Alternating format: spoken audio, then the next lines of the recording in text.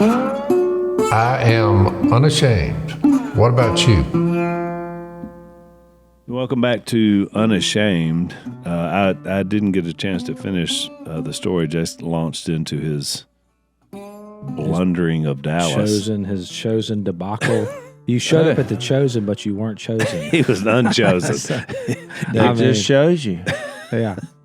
How You got chosen. You got chosen. He showed up unchosen, not the chosen, but then got chosen. if you seek, you will find. That is you true. did. Or you will be found. You better hope to have at least some semblance of a What recognizable. story were you telling? I forgot. Well, so I was telling that we had met at the airport. Oh, so, yeah, So then yeah. Zach says, yeah, we literally never got I past know, the first that's statement. okay, Yeah. Jase. Yeah. You launched in and it was a good story. So Zach says, he said, where are y'all sitting? And I said, well, I'm in 3. And he said, look at there. And he was in 3. Well, that's so, in first class. exactly. And so Zach, I was like, I thought to myself immediately, I thought, there's no way Zach paid to be first class. I did not pay for it. And I was like, because, I mean, this man, I got upgraded. he's so tight he squeaks when he walks. Well, that's so what happened to me then. I got You upgraded. got upgraded. I was Yeah. not chosen, but I got chosen. He got chosen. So he winds up sitting next to me. So he and I are talking. We're talking about today and we're talking about the podcast and like we're catching up. We haven't seen each other in a while. We're cousins. And so this flight attendant named Monique, who was unique, is what I told Monique that she was unique. So she was like, how would you describe her? Feisty. Feisty. And like she's on the thing, calling out people in the back of the plane. And we're kind of laughing at first. Well, then we're talking all during the safety demonstration, which most people just read their stuff. I've been on 1,000 flights, so I'm talking to Zach. Well, she goes, I guess, and looks up our name. So she comes back up. Mr. Marshall. She, okay, Mr. Marshall, Mr. Zachary. And like immediately we stopped talking because I was like, she knows our name. She knew her name. Really? And then she said, what happens if this plane goes down? What do you do? What are you going to do? And we're like, and I was trying to remember because I've been on this. Zach said, well, you take the large end of the buckle and you buckle What it. do He you goes do? back to the She's seatbelt. screaming, what do you do? And we're like, we don't know. She called us and out. She was like, I can't help you. I got to be the last Because I one said, on. well, I'm trying to make a joke. I was well, we're following you, Monique, and she had already said her No, name. y'all missed it. It got awkward. You missed the prompt. See, I went through this whole thing about the kingdom, and we live the presence of the king. We should have said we're going to heaven. I would have said, let me tell you when this plane goes down, I'm going That's to actually be good. I wish I'd thought of that. transformed. Yeah. This We don't body. say, but Al, we've been doing this podcast and we don't use the phrase going to heaven. Heaven.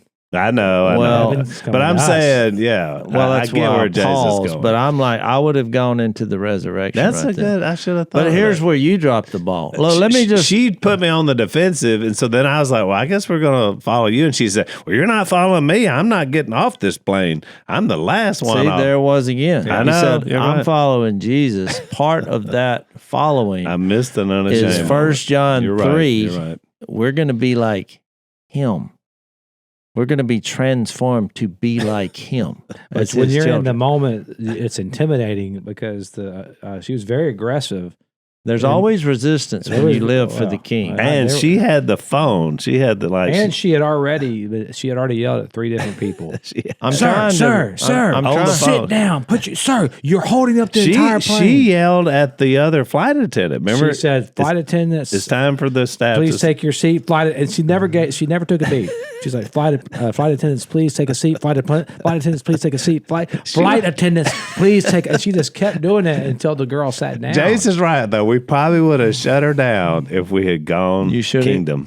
And then she said, You're right, She was Dad. I have all to but give you credit. You're pleading. right. She was begging, give and me. then she said, and then she ends with, as soon as the girl sat down, she goes, "I love you," which I was like, She did that to the guy too. Oh, yeah. There's, It was I mean, just like, you have I'm just love, gonna- you have resurrection, you have following. You She had, was so passive aggressive. She just had. But So Zach and I were like, she threw us off. I didn't know what to say. It threw me for a loop, and yeah.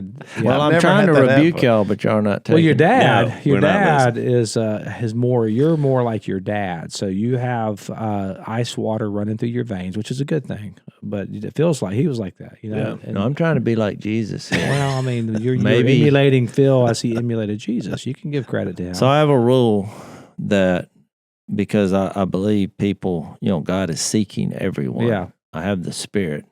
I'm on a plane, which people in that moment are vulnerable. Because You're trapped. Well, you're trapped, but also due to turbulence, which we had last night. Let's try this. Let's go up and fly, hundreds of miles an hour and hope it all works out. In an aluminum tube. People tend to be thinking more receptive to the gospel. Yeah, they are. Because all you have to see, I've been a part of 2 emergency. Maybe that's why Monique was so chatty. Oh, yeah. I've been a part of 2 emergency landings, and guess what? It got spiritual. Yeah, it always does. There were people praying, Well, that's one of my favorite Phil stories was we were on a plane. I think I've told it on this podcast before. If I have, I apologize. But don't apologize. Don't tell apologize. it again. That's right. Tell it again. Sometimes a good story is worth retelling. I have many plane. That's what this whole podcast is We're based on on. a King Air, 30,000 feet. Just think about in that. the air. The name of it is what? A King Air. I don't think so. You're not king of the air. Well, there's a we were flying on ruler of the air. Yeah. A king of the air, and then there's a king of everything. And there's the King of Kings. King of Kings. But go ahead. It's me, Phil, my wife, and my son Bear, who does have a thing, some kind of a disorder where he has to touch everything and tear it apart. I don't know if it's a disorder. It's like a curiosity. He's very destructive. So you're like, why he doesn't know how to put things back together. Like if he walks in a room, there's a bunch of buttons. He doesn't know what they do. He's just to start pushing them. What do you do? Oh, I just see what it would do. Well, you don't know what they don't do something you don't know. This was the guy who went out and got in the van when he was 14 and just decided he was going to move it and then ran into another vehicle. Yeah, he pulled the hubcaps off the van when he was 2.5. He's just. But where was he born? He was born here in this town. Well, there you go. Because this place, that's what we do. That's why the life expectancy. So you've been thinking the whole time it was a genetic disorder. It's all environmental. Something with a paper mill. They dumped something in the water, some kind of gamma rays. It's redneck. It's just coming up in this culture. He's a mutant. That's what he is. You try things. That's why south of the interstate, Al knows this, tries things. The life expectancy is cut in half because people try stuff and they get blown up.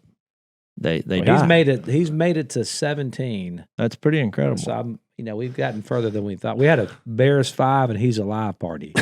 Yeah. So anyways, Bears about. Well, you named your son. You agreed with your wife apparently to name your son after an Alabama coach. So that's true. Whatever happens in your life, that's true. Now, there's a famous story that happened south of the interstate because back when I was a kid. When you say south the interstate, you mean south of I-10?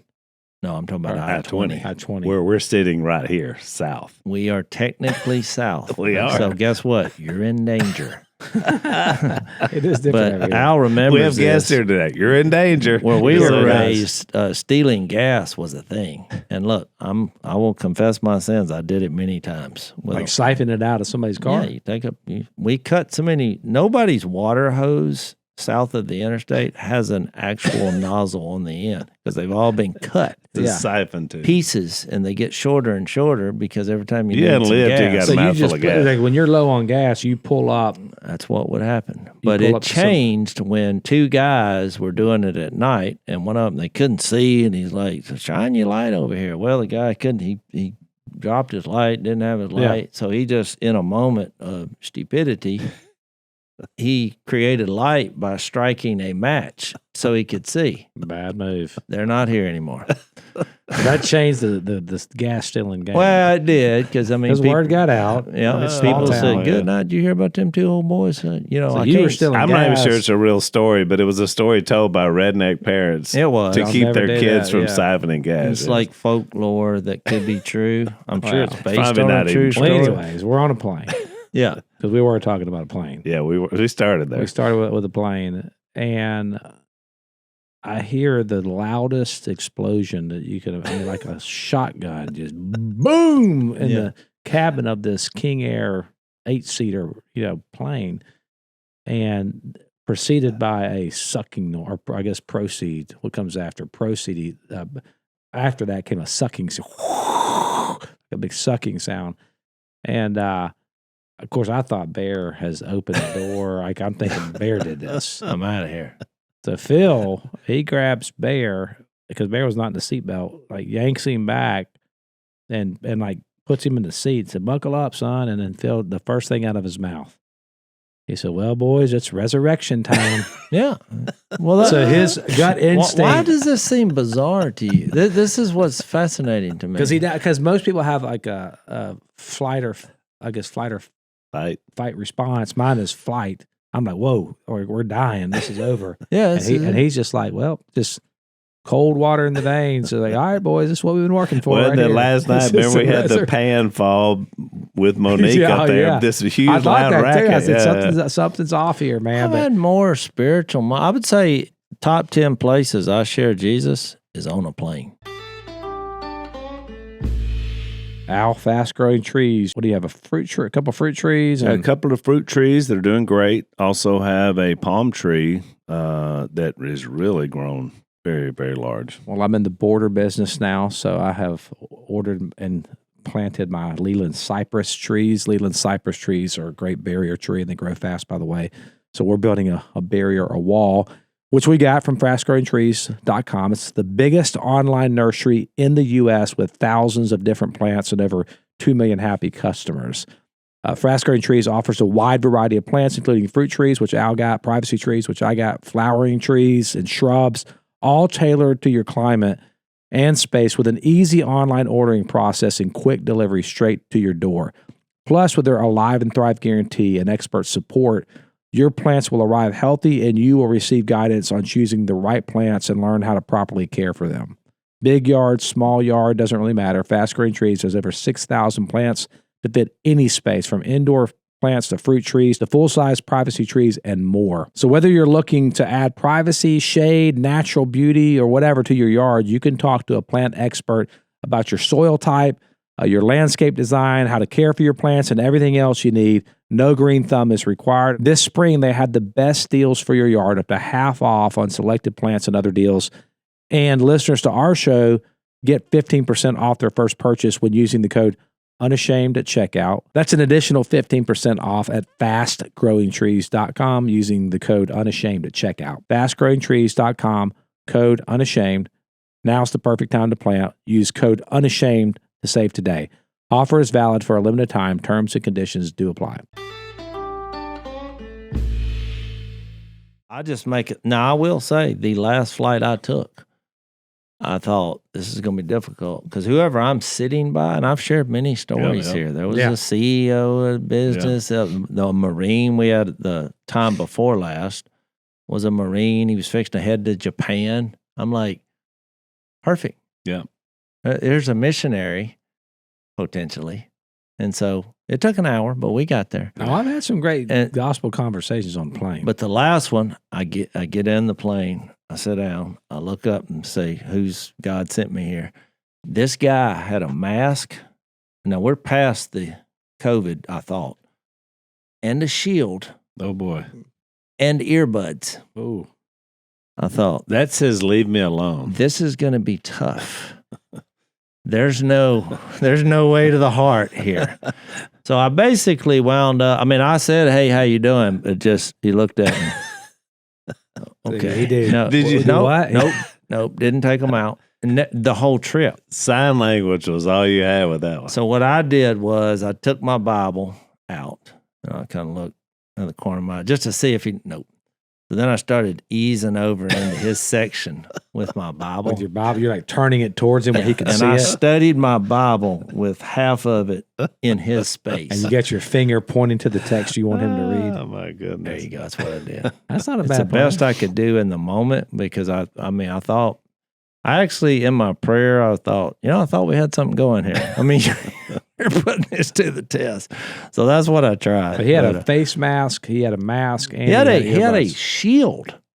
Like, we're talking What's Star weird is Wars. Darth Vader. I saw a guy on a motorcycle, and he had the motorcycle on. He's on him by himself, and he's got a mask on Underneath the And I've helmet. seen people driving cars by themselves, and they have masks on. I can't figure out what that is. Yeah. They just got used to it, I guess. Yeah. Well, I actually, at church yesterday, bumped into a buddy of the guy when I told a story a few podcasts ago about the guy, his first time to fly. Which his buddy yesterday said it was the first time he had flown in a while. The story I heard Was first ever. first ever. And, mid-flight, this hand comes back. Because I thought he was behind me because he had asked where I was sitting, which I didn't understand why he was asking me all this. It was making me nervous because he looked rough, but he was in Celebrate Recovery. Right. And I was like, why does he want to know where I'm sitting on this plane? And I was looking at his bags. I was like, could be some kind of undercover. Maybe he's going to do something bad. Why do you care where I'm sitting? But then I realized it. In case it started going down, he wanted me to pray for him because I'm an unashamed believer. But then he brings that hand back because it was turbulence was bad. And I said, hey, dude, I'm not holding your hand. Because it wasn't that bad, There was the stewardesses were still standing. Yeah. Which is what we always say. So he said, yeah, I heard about what happened. And I was like, well, how did he take that? Because I didn't want to offend him either. Because I basically gave him a sermon because he was sitting next to me. I was like, I know you said you're a believer, but either you're going to believe this stuff or not. A little turbulence and all of a sudden you want to hold my hand? No, we're not holding hands. No holding hands. Nope. Yeah, I would have done Once that. again, a product Well, of I'm your saying community. you either believe in the resurrection or you don't. Well, I told y'all, my prayer, I pray always, my body, soul, and spirit committed to Christ. If today's the day you take me, then today's the day. Would you get scared in the moment if you heard? I mean, you'd never be I've happy already- about it. But once you've prayed the prayer that you're committed and all That's what in, I'm saying. then I didn't know how I was going to respond until they said, we're going down, make preparations. And they weren't saying, because there's nothing you can do. So I thought, oh, we got a spiritual guy flying this thing. Make preparation. What does that mean? You're fixing to meet your maker. That's what he was saying. yeah. And I was like, okay, here we go. This is it. So I kind of passed the test.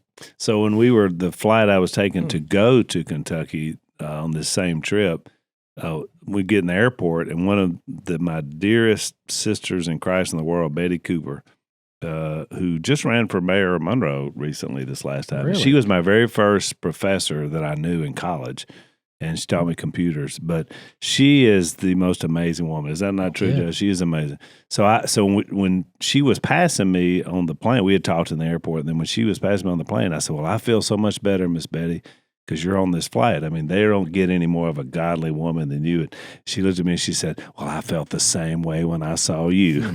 And I thought, what a thing to be like. Other people are happy when you're on the flight. You want to live your life where they say, Zach, I'm so glad you're here. Maybe we'll make it. Going, What would have been funny is if I would have been in your seat Yeah. and Zach sat down, I thought, see, from my perspective, you would have thought I'm going to share the gospel with this guy. oh no, I wouldn't have thought. I would have done it, even though you're my cousin. You'd have just- 'Cause I would have just to make thought sure that I'm the saved. Lord worked this out. Yeah. So something's going on. Some reason he's here. Well, we did talk a lot, so we even got in trouble. we did. It's I would've something like done a that. school marm. We Because- bonded. And Well, then- anyway. I believe this is real. You know what I found fascinating? The first words of John that Jesus spoke. You remember what they are? the first Why word, are you here? What do are you looking want? for? What do you want? You know what? I missed something on this. So we're in John 4, right? Right. Well, you know where it says he tells the Samaritan woman. I thought we were done with this, but I guess we're not.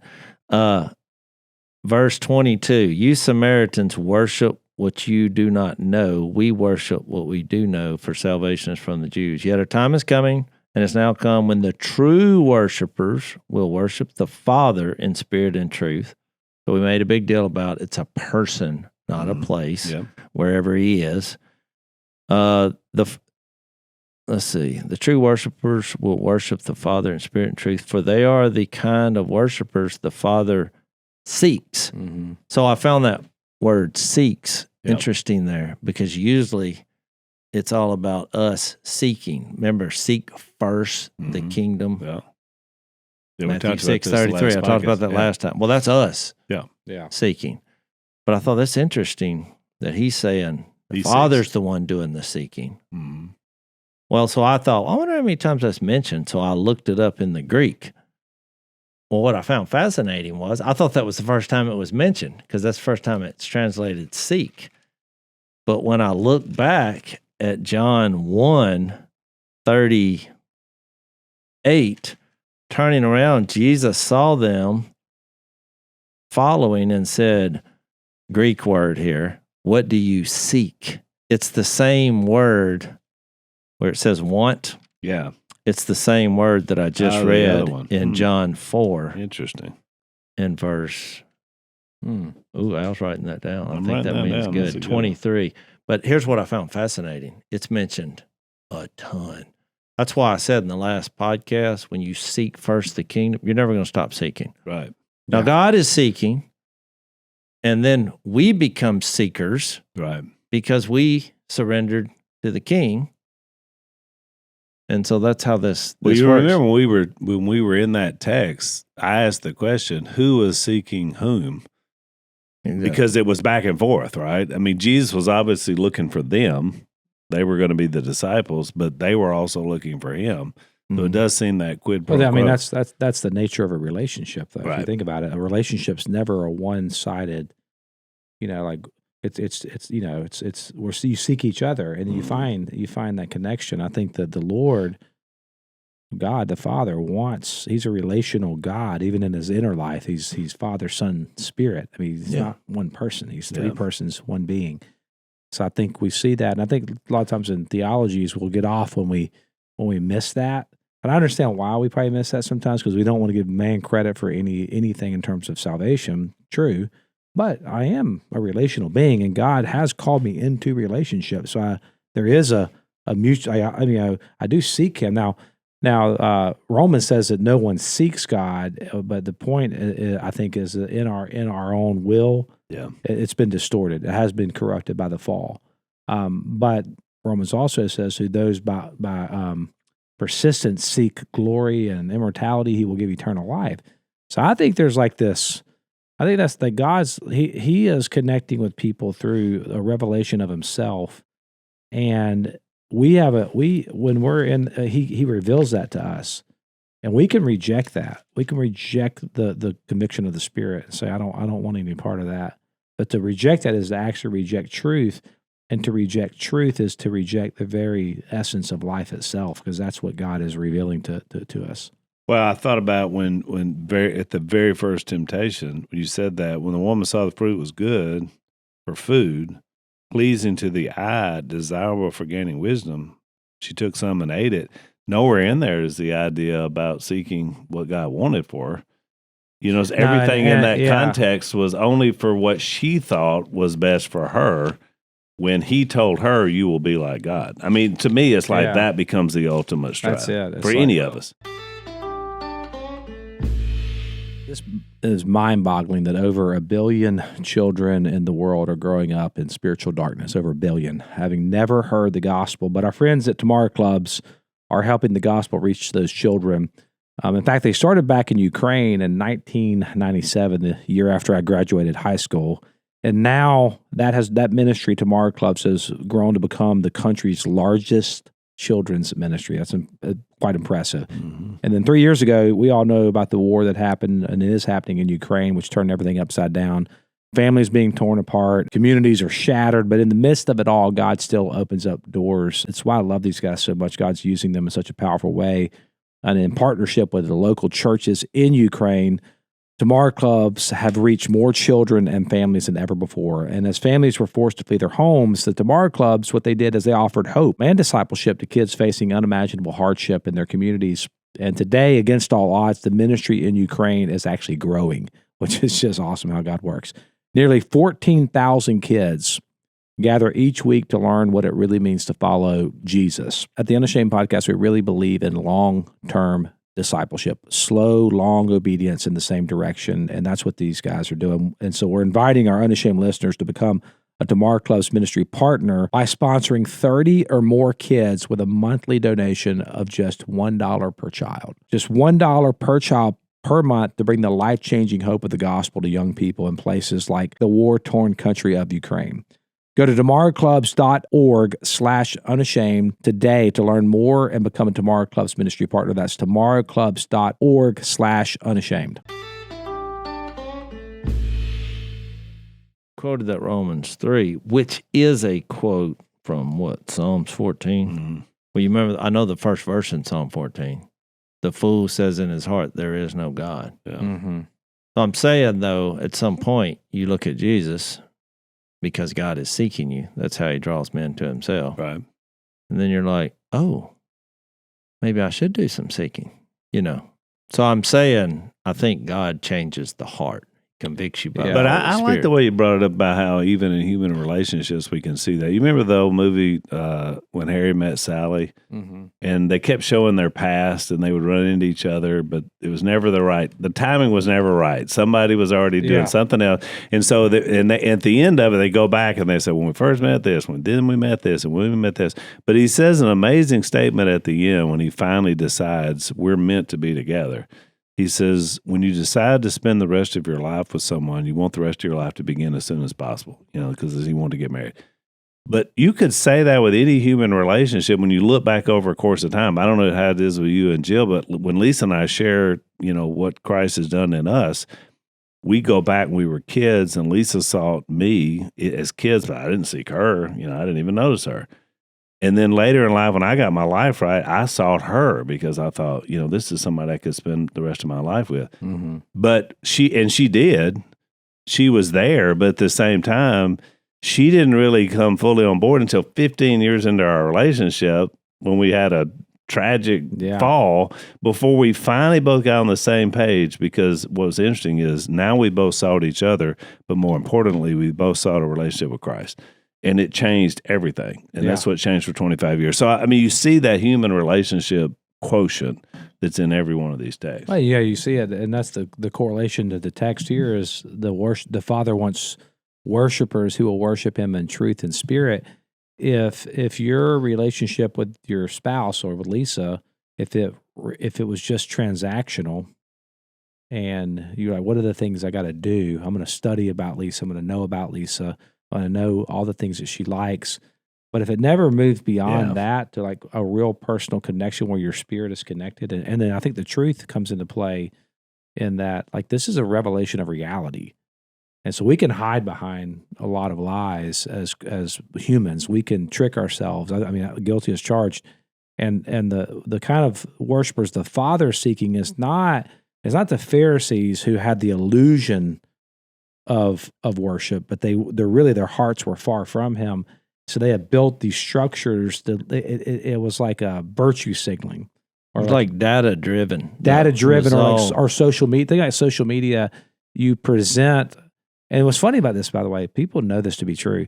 Like social media, if you're looking at someone and it's not their real life. Everybody kind of knows that. Mm-hmm. But it's like still you got to present like it is. And it's like this whole weird world of who presents the best fake narrative. Yeah, we all know it's fake. But the social, you climb the social ladder based on how well. This is particularly true for young people. How well you can present, and that's why it doesn't even matter. But you see this person. You ever saw someone on Facebook or Instagram, and you meet them in real life? You're like, whoa, you don't quite look the same as I thought you would. Probably people say that about me, but it's like it's the picture, it's the virtue, it's the whitewashed tomb, and this passage in John 4, Jesus is like disrupting that entire motif, and he's saying I'm actually penetrating right to the core of the human. I'm looking for like real relationship, which is why he goes on later in John, the Gospel of John, to define eternal life as a person, knowing a person. Which is why Lisa said when she was on the podcast and we were talking about this, she has such a poignant statement. I don't know if you remember her saying it. She said and she could say this from her own experience, he didn't go to the well for the water. He went there for her. Yeah. And you remember, he never drinks any water. It said he was tired. It said he's on the long trip.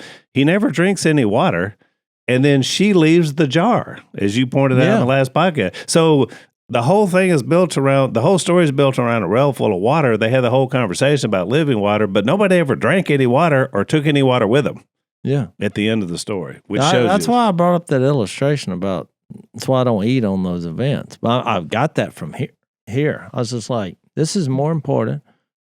Fasting is a very good venture. My wife does it every year, which is. But I kind of get keyed up before I speak and really don't want to eat anyway. Are you like that? I'm the same way, but I'm saying like you're just a little like I'm ready. Well, I'm jittery. Yeah. I'm ready to go. I don't want to be weighted down with famous stories of people that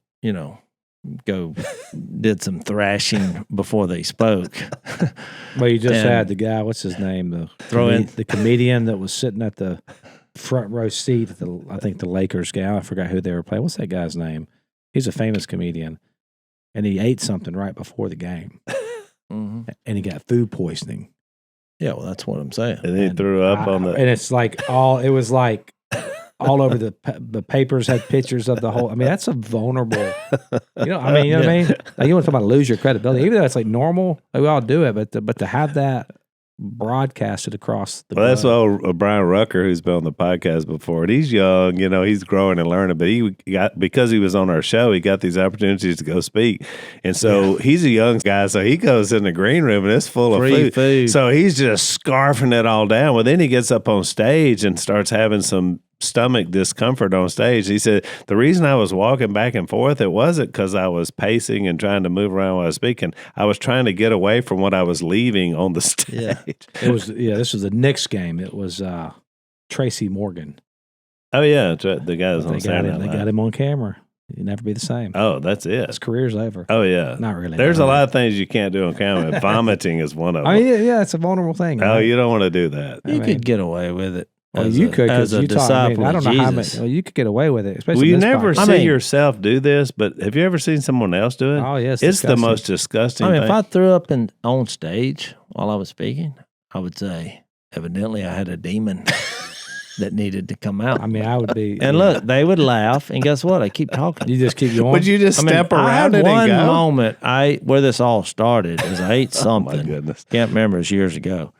Then got up to speak. It was like a local event. It wasn't like I got on a plane or anything. And, I started having some digestion problem while I was speaking, and my stomach started cramping. And so I was... Were you like, ugh? Yeah. I was like, somewhere... Zach on that snake story. Don't so I just turned it into, I'm in a lot of pain right now. Yeah. And tried to be funny with whatever I had eaten. But it wasn't working. But then I just turned it on them. I was like, evidently somebody in here needs to repent. That's what because I'm finding because I'm feeling the cramps of sinfulness. I'm being attacked by the spiritual forces here. See, that's why he would have taken on Monique. Now I know. You could have handled her. You could have handled her. That's look, Lisa, last year, a year ago this time in February, she passed out on stage. Now we know why, because she had breast cancer. She didn't know it yet. She was dehydrated. She had all these problems. Yeah. But she passes out on stage, like literally falls in my arms, and I lay her down on the stage. It's a huge gasp. 10 people are up on stage. Everybody's checking her. She sits up, and they're like, well, do we just shut this down? And I was like, I get, what do you do? And she's like, no, I can finish. And I was like, really? She said, yeah, just give me a mic. A comeback story. I mean, and like, it was a comeback. So we sat her down on a chair and she TV. went for 20 more minutes. That's good TV. I mean, you got to remember, the reason I am coming across like I am, because my number one fear in life, if you had to say of all the fears that you've ever had in your entire life, if you had to put number one, and you know what it is, right? Public speaking. Public speaking.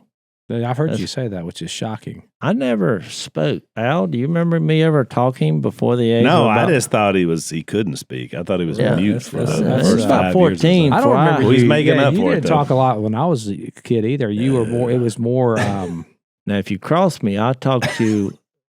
No, you were action. No, you were extremely mean. Like you were like there was. Yes.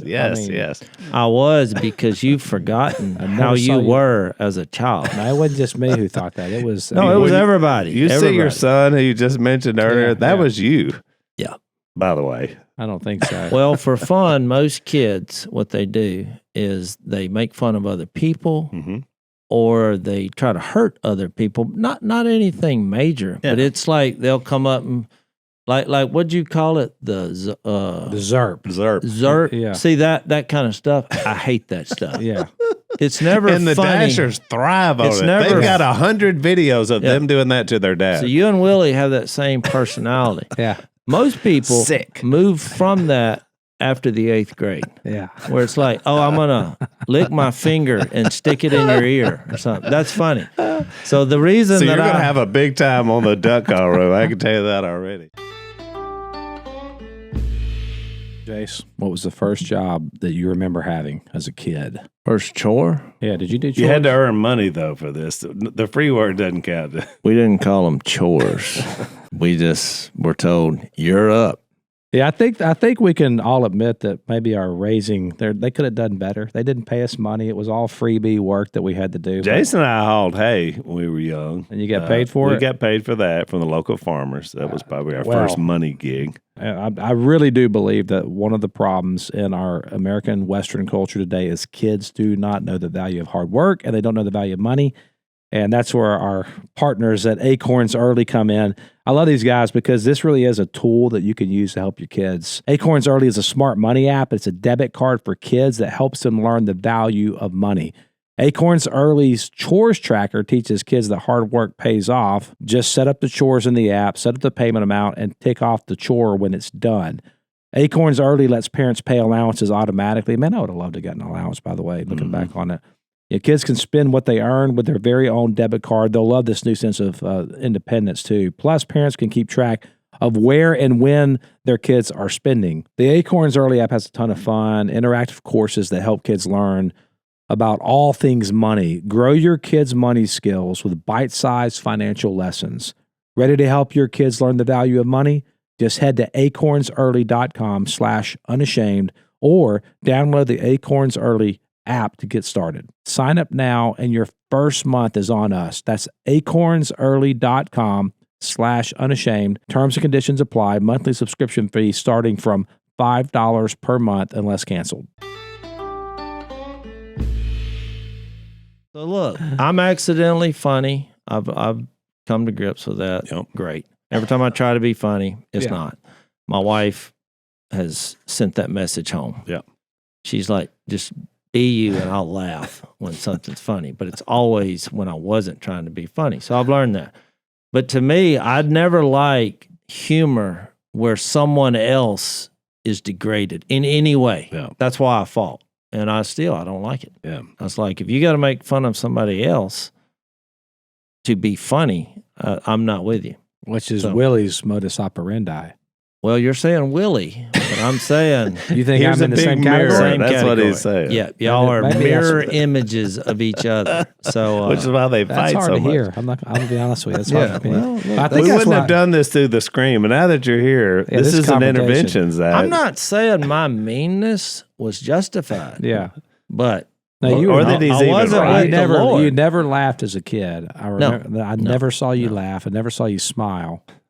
No. There's some trauma there. I could not have worked for Mother Teresa up until the age of 14. Because, that was her. Yeah. She had one prerequisite for working Yeah. with her, which was you must smile. Yeah. I don't remember having a conversation with you probably the first 15 years of my life. I feel like the relationship started when I was about 17, maybe. Well, 18. that's my point. But the Lord, literally, it's everybody has their own quirks. Yeah. But that was the transformational process of the Lord and the Spirit, which still took 2 years. Yeah. So I came to the Lord at 14, forgave all grievances, especially with my dad and mom. I was like, let's start over in the name of Christ. But it was still until 16 that I thought, I was just kept reading and I thought, dang it, I'm not going to be able to be quiet about this. I remember thinking that one night. I thought, I'm just not going to be able to do it. So When he told the story about the first time he shared with the person on the phone, but they weren't speaking, so that allowed him to do that. it was perfect. I had a prank caller. The first person I shared, like the plane thing, was because I was all worked up about it. I kept reading the verses. I thought, man, I think we're called to do something. Yeah. We're called to be something in Christ. And I thought about maybe I could just write it and mail it to people. But I started thinking about all my buddies up at school, and I thought, they don't have anything going. I mean, why am I so intimidated by them? So when I did start declaring, which it started that night with the prank caller, which their silence is what really moved me. Because I thought, what else could I have talked about? Yeah. Where they'd have just sat here and listened for hours. I mean, that's where it all got started. Yep. They And it was never resolved. I tell that story, and people are like, don't tell a story without an ending. I'm like, well, the ending was, I realized this is the most powerful message on the planet. Mm-hmm. I don't know whatever happened to them. I'm assuming they came around, but it's embarrassing to say, how'd you come to the Lord? Well, actually, there was a guy having a problem with speaking, and he shared with me, and I was a prank caller. I mean, you would never want that part of your testimony. Will that person find you in heaven, you think? I think so. I think we're going to have a conversation if they make it. Yeah. If they make But I mean, the first person I hope you did a good job. that I shared with was anonymous. So, like, if you had a list of people to share with, it was an anonymous Well, you know, person. Seinfeld said that consistently the number one fear of people in polls are public speaking. Number two is death. So Seinfeld took that to say, if you're at a funeral, you'd rather be in the casket than behind the podium. I think so. Yeah. Because the first time I did share with my buddies, my hands were shaking. And the first Bible study I had with Blake, we had him on here. You know, I was ripping pages out of my Bible. And first time I public spoke, I was... First time you spoke in chapel, you were nervous when we were in school. But Jase was a natural. I mean, he didn't know because he was scared. But I mean, I'm watching him. I thought, man, he's going to be good. Well, at some point, we are what we are. Yeah. And so whether the But plane... look, I realize it's a gift because I go places and people will open up and, you know, God bless them. And they'll try. But it's, you know, they probably need to be doing something else. I mean, not everybody can do it. Not everybody can do but it. I think if you try to, you know, if you try to come at it like I'm a professor and here's what you need to do. And that's why I don't really like points and I don't like notes. And because you're revealing a person at the end of the day. I mean, this book is about a person. But by the way, so what we were talking about earlier, Dr. Height, we had him on, what he described a minute ago talking about our childhood, we were doing what he was saying. We were having non-risk averse conversations. We were learning how to deal. Now we're all partners doing this podcast. It was a little risky for some of us, but yeah, I mean, you were pretty kind. I was. Jase was very dismissive. Willie was. I don't even know who you're talking about. I'm talking about you. When you were a kid, like you were dismissive. You were like it was like don't talk to me. It was like a unspoken rule that we don't acknowledge each other. If you acknowledge me, your name's not Robertson. You don't really matter. Now Willie was. I think he intentionally went after and tried to torment. Like so, his was like I'm coming after you. So I'll agree. You mentioned the wet Willie. The wet Willie. Maybe that came from him, where you lick your finger and stick it in somebody's ear like that. And what they call them, the Murphys and all. Oh, yeah. Any little trick that was like could like inflict pain. Like he knew all those. But see, there's pain and then there's real pain. And so my response to those kind of things, I got that out of the way early. Dr. Height said that's how we learn to get along in life. Did y'all fist fight ever? Not so much. Really. I took his knee out one time. He took my knee out one time. He called it a sucker I broke punch. his arm a couple of times. And you fought Willie, though. I do remember seeing a few of those. I had an undefeated record against Willie, which is strange because he outweighs me, obviously. But he didn't back then. What are you talking about? You think I'm skinny now? Well, he wasn't always fat like he is now. It's like one of my Navy SEAL friends told me, it's not the big fat guys you got to worry about. And he meant muscle. Yeah. He's like, those scrawny looking skinny fellas that look like they can wiry guys. He said, you got to watch them. So I took that as a compliment. Yeah. But I don't know, maybe it was the reach. I think my best fight move was because most people didn't want to put your brother in the hospital or whatever, but I mean, I'll put you in the hospital. I'll hurt. If you want to come at me, I'm going to hurt you. So you're going all in. I went all in. Oh, my goodness. Did you ever break anything on him? I'm sure I did, you know. I don't we think had he lots ever, of fights, but I don't think he ever had. Jase had a couple of breaks, but the rest, no, he was only one. Well, the night I broke brittle. my arm was actually we were just we were horsing around. We were wrestling. So. We didn't realize that if you do those moves like they're doing without being a professional, you'll break stuff. Yeah, the suplex was not a real. Yeah, when you leg sweep somebody, it's the DDT or the they're power probably going to break drive. their arm. I would say most of the injuries were accidental. When I got shot in the head, I mean, it was an accident. Nobody. You was standing too close to the trash barrel. But got shot right in the head. You got shot in the temple. With what? 22 bullet. 22 bullet or aerosol the hole. No, it was when was this? Shrapnel. I was in third grade. Yeah, third grade was a tough year for me. I broke my arm. We're going back. Got shot in the head. I got shot in the head. Who shot you? Survived. The trash pile. Trash pile. Which we hung around trash piles as kids. Which was really weird. I kind of remember. The only whiskey I've ever drank in my life, I was 7, 8 years old, and we found a big bottle of whiskey. And Willie's like, "What do you think?" I was like, there was stuff floating around in the bottom of it. So he took a full shot. I just took a little. We was, second, third grade. And mine was not digested. Because when it hit Willie just went poop. He's like, woo. Hello, boys. Call me later. Yeah. I couldn't do it. And which helped me because that's why you didn't swallow. That's why I've never been drunk in my life. I mean, one, I saw my dad, what happened there. But two, I thought and then not long after that, he was shot in the head. So I was shot in the head. Jase, there's a lot of songs out there about the heart, about the mind, about emotions. Not a lot of songs about the liver. It never caught on. But the liver is vital. The liver is vital. Got to preach. If you feel exhausted, you're weighed down, you struggle to get through the day, the culprit may be a sluggish, overworked liver.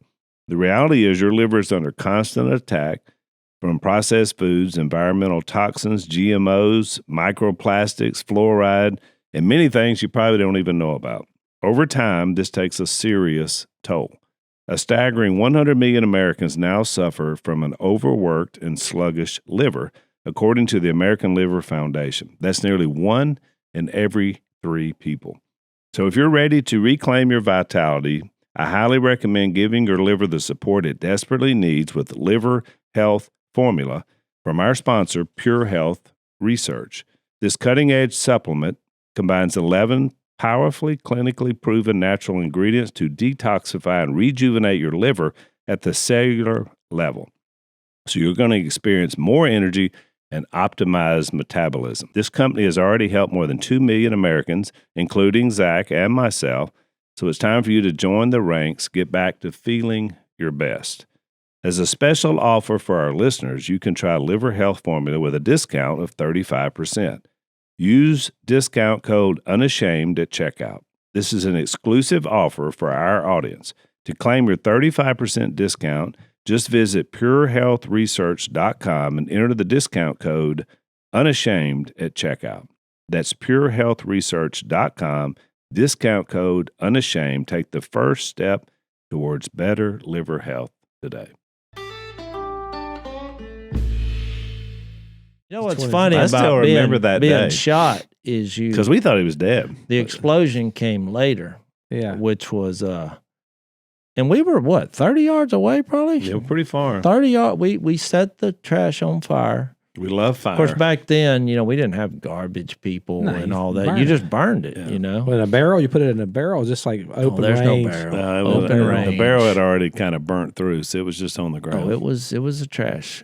Yeah, it's like look back at the old movies back in the 30s after the Depression, see how people were living. That was us. So we're walking back to the house, and we're kind of talking, but now Al hears the boom. I just felt a slap. It was like somebody slapped me in the face, and I thought, and then went boom. But when I remember looking, I felt my side of my face. And it was just blood dripping. I mean, it was pouring out. Then I started getting woozy, and that's the last memory I have. I've told this. Al denies this happening. I woke up on the operating table with feeling. I couldn't feel it, but it was like a bunch of critters in my head. Just like I said, hey, and they're like, oh yeah, give him something. And I went back up, but I could feel them digging around. So then they had the shrapnel in a little medicine bottle, and they gave it to me. It was I was the cat's meow at school. I carried that thing around. Of course, I lost it, which I wish I, If we still had it, we could show it on this podcast. It was bigger than you think. It was the size of a 22 but it bullet. Embedded in his temple. I had a big scar there. That's the hair. You can't see it. It covered that. What did Phil say? I don't think he was there. He said 1/16 of an inch. To the left or to the right, because the doctor evidently told him that. Because it hit that bone and stopped. And you wouldn't be here. That's why you shouldn't play in trash piles. Why would a man be standing next to a trash pile? I tried it once. Said we were not playing in the trash pile. I was halfway to the house. He's like, kids shouldn't play in trash piles, especially. There was never any, I'm glad you're alive. Never like, son. Well, he got to the end and he turned it into a spiritual thing. He was a new Christian then. So he was like, well, I guess the Lord's got a plan for you. Or he wouldn't have saved you 1/16 of an inch to the left or the right, and you wouldn't be here. But he wasn't saying like, that's why I'm so grateful. He's like, what an idiotic move. You moron. Lucky. Lucky. So what did you think? Did you like rush over there and think he's dead? I remember the look on Al's face. I was scared. I mean, it scared me. He was terrorized. I thought he just turned white. Yeah, I thought he was goner. I mean, he's laying there with a hole in his head, bleeding. They were trying to keep me awake. Yeah, but I was out of it. So they came running out, Granny and Paul. But I don't remember Dad even being there. But I don't think he was on site. I don't think he was on site. Yeah. But when something tells me that this is not the childhood that Dr. Height had in mind when he talked about live with risk. I think as long as you live. Well, we made it. I mean, because Jeff also drowned in the river and got pulled out by the dog. You fell through the roof of the grocery store. Oh, I had many stories. Well, that's a true story. Jeff went out there and that dog retrieved that kid. What's his name? Gabe. Gabe pulled him out of the. Yeah. Dogs matter. He also saved him from a snake one time. Had him pinned down there. Remember on the boat dock? That dog got in there in between that snake and the kids. It was one of those old mean water moccasins. He was fixing to go. But that happened multiple times. Yeah. That's why Phil and them's always had so many dogs. They're the first line of defense for snakes or unwarranted guests. We had a very risky childhood. That's for sure. Very risky. I did. I mean, I wouldn't recommend it. I used to be bitter about it. The way my parents, because when I started raising kids, I thought, because they start griping and complaining. You're I'm like, you don't have a hey, clue. you could have been me. Yeah. All alone, on your own, fighting to the death. Because that was my frame of mind, which was... I tried to reach out. You wouldn't give me the time of day. That's why somebody's asked me. I wanted to be your friend. Well, I told you why now. You made fun of people. I didn't like that. I didn't make fun of people when I was that age. Oh, yeah. I learned that. That's been a character trait. No, that was a defense mechanism I learned over the years. So that's why when people said after the movie came out, they were like, was that hard to watch? I said, it was much harder to live. Yeah. The watching of it is like, I got that first cut of the film back. Well, I told them when they made the film, I said, here's the deal. Here's the vision. We're going to show the depravity of man. We don't want to water this down. That was my instruction. No, I know. I saw the first cut and it was rated R. I was like, y'all need to go back to because all our Christian but people. our lives were rated R. It was rated R. I don't know what else to say. So, like, which is why the Bible gets so much bad publicity. But I'm like, life is rated R. It just is. Now, whether we want to watch it or not and pay money, okay. But they made it PG-13, which was my only deal. I was like, a lot rougher than what the movie showed, Yeah, there were some scenes because you can't go back and you have an hour and a half, 2 hours to tell a story. The hardest thing to do is to show someone who really was depraved and then bring them out. You can do it in a series, So I just had a woman at this last event I was at. I'm glad you brought it up because she came to me and she said, I'm a recovering alcoholic. It almost ruined my life. And I said, well, how long have you been sober? And she said, 7 years. And I said, well, thank God for that. And we had a little prayer together. And she said, but I tell you, the one thing I appreciated about the movie more than anything else, she said, because it helped me. She said, you didn't make it look attractive. Mm-hmm. You showed what can happen when it controls you. And she said, and that was my life. And she said, and because of that, I really appreciated, what's happened since with you guys and your family. And so I was going to tell you that was one of the things that really impacted her. Yeah, because she was like, that's where I was. Everything about my life was destructive, and it kept going back to me being addicted to alcohol. And so she said, but y'all didn't pull any punches. I said, no. And look, I said, it was way worse. That was a nicer version of what happens is, though, all these principles we're talking about, like this Samaritan woman. Look, we had Samaritan women like this in our house all the time. Consistently. But it just plants a seed, which is what kind of was his point. He's like, look at the harvest, it's plentiful. Mm-hmm. That you can't be too far gone. There's nothing Never. that is not recoverable if the Lord God is doing the seeking. And I mean, I think that was the culture we were raised in. But it's also what made the show so good is because you were looking ahead 40 years and seeing what happens when God's in control. And that's what people love. So when I go and speak places, I show a picture of 2017, the last night we filmed the show together, and everybody's sitting there and everybody's got kids and grandkids and 4 generations of faith. And you're like, man, yeah, this family. And then I love popping that next picture in from 1972. And it's mom and dad, me and Jase. Mom's pregnant with Willie. And I was like, same family. Yeah. But in a way different place. Wow, and so powerful. this is what God can do if you turn your life first and your family over to him. It can become this other picture. And so, because you're speaking to audiences where someone's in that 1972 Robertson phase. I mean, they're being some addiction, some whatever, some sin problem, and it's destroying everything they're about. And you're like, yeah, but there is an answer. There is something that can change everything in your surroundings. And it's just waiting for you to take the step. Yeah. Well, Samaritan woman, she played a key part in the gospel advancing in that area. No doubt about it. And I think about, I went to that men's retreat recently, and it was interesting because one of the guys there was talking about the influence of Phil. It was the web was so it was Phil, Bill Smith, Paul Stevens gave his testimony, which is like crazy powerful. Very powerful. Who married Bill Smith's daughter. Then Phil brought him to Christ. Yeah, first guy he led to Christ. So it's like, and then my mom was one of the key figures that brought Phil to Christ with Bill Smith. It was like this web of like reciprocal benefit of the kingdom. And I think, man, you think you've gone too far. You think you've gone too far, but I mean, you had no clue what God can do with you and what prominent role you're going to play in the expansion of his kingdom. I mean, it's very powerful. That's why we were kidding around, but I'm like, if someone's in earshot, you never know. That's exactly right. All right, we're out of time. We'll pick it up with the next miracle because the next one's around the corner. And yeah, just remember, don't ever lay near burning trash. Dangerous out there. Thanks for listening to the Unashamed podcast. Help us out by leaving a rating and review on Apple Podcasts. And don't miss an episode by subscribing on YouTube. And be sure to click the little bell and choose all notifications to watch every episode.